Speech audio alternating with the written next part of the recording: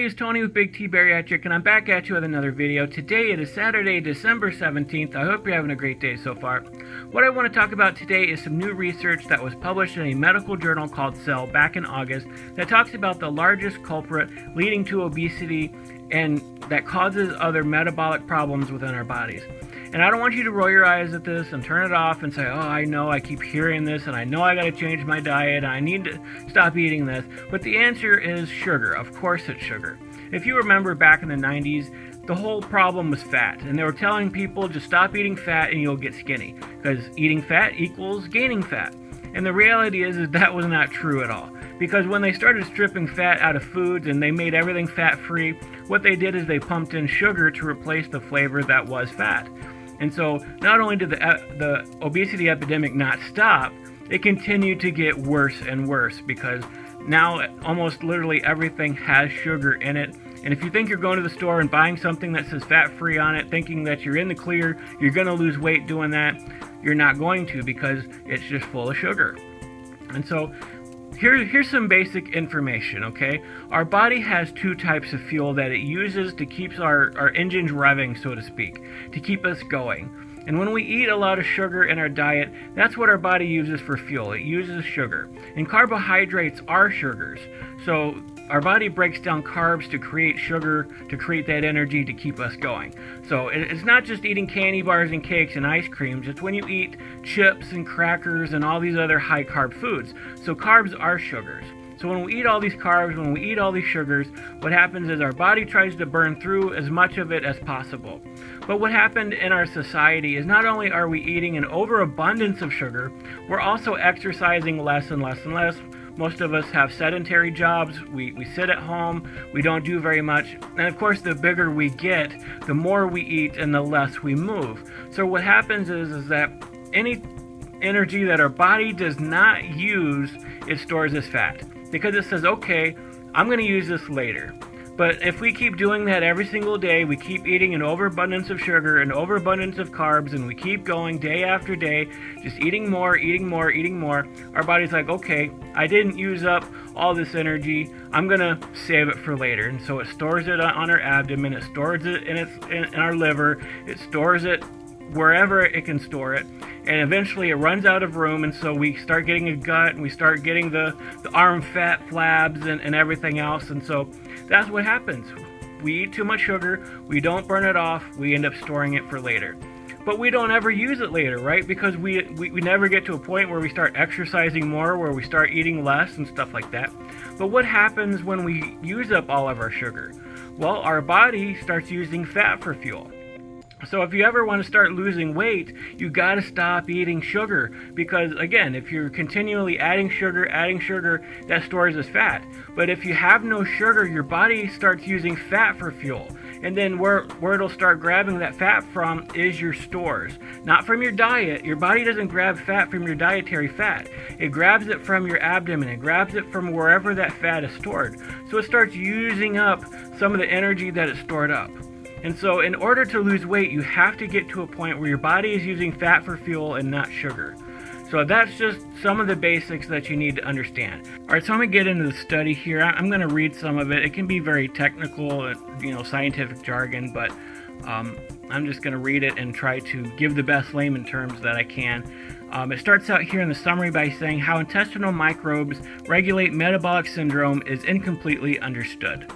So we don't fully know how it works yet, how these different microbes work within our system. But the study says we show that intestinal microbiota protects against the development of obesity, metabolic syndrome, and pre-diabetic phenotypes by inducing Th17 cells. So it's saying here that we have natural Th17 cells in our gut that protect us against obesity, metabolic syndrome, and diabetes. A high-fat, high-sugar diet promoted metabolic disease by depleting the Th17-inducing microbes.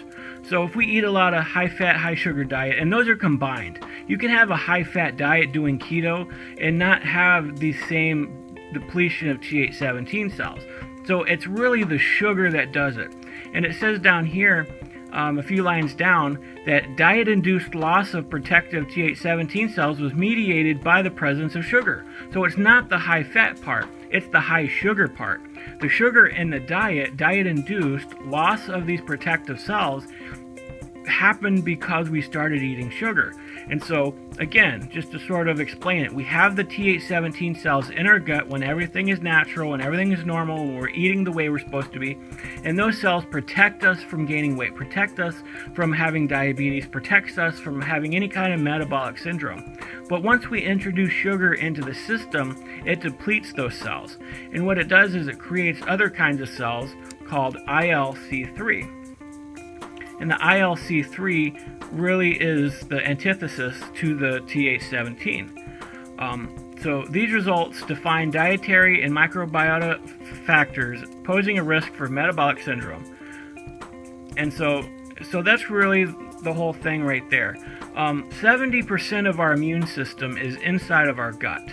So when they say that food is medicine, that's really what it's talking about. Like, if we eat a natural diet, a whole foods diet, we eat clean, the Th17 cells that are in our gut will protect us. It keeps our immune system going, roaring strong, we're healthy, we're vibrant, we're able to do the things that we need to do, and we're not going to gain weight. Like, it protects us from gaining weight, it protects us from getting metabolic syndrome, it protects us from diabetes.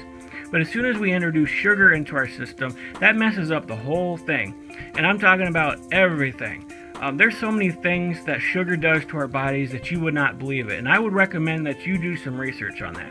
But there's even studies that talk about how sugar might even lead to causing cancer.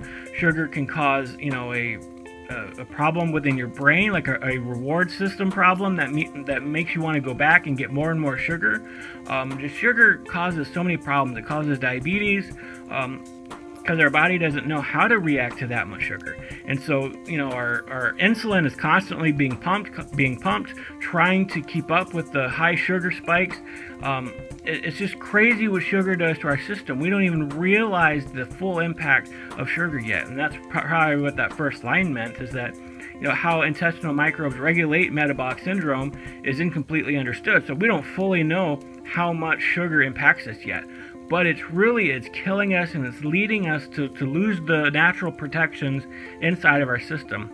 And so I really hope this makes sense, and I'm not like overstating it or anything like that. But yeah, sugar is the biggest culprit in leading to obesity, because it helps shed the good bacteria within our gut, and it promotes a bad bacteria within our gut. So there's a lot of references here as well. Again, I'm going to leave this down below, but here's a little graph. It talks about a regular diet, low sugar, low fat. It really produces the Th17 and creates a healthy homeostasis.